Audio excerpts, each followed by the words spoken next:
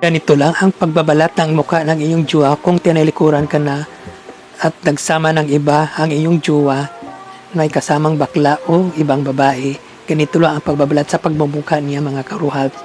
Ay stay patula pala. Peace be with you, mga karuhap. Joke lang.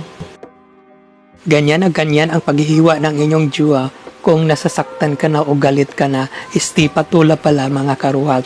Ganyan ang paghihiwa para mabilis ang pagluluto ng inyong ginisang patula. Peace be with you po sa may natamaan. Pagkatapos natin lagyan ng magic sarap, lagyan natin ng konting asin, mga karuhals, para hindi maalat, para hindi kayo maalat sa boyfriend nyo. Sa ginisang gulay nyo. Pagkatapos lagay ng tubig para masabaw kayo sa boyfriend at girlfriend nyo. Sa gulay nyo pa lang para masabaw, para masarap yan. Nilagay ko na rin ang sutanghon, mga karuhals, pero bago yan ang lahat, huwag nyong putulin ang sutanghon para humaba ang buhay ng iyong boyfriend at girlfriend. Buhay po natin pala. Ayan, mga karuhals, mix lang natin.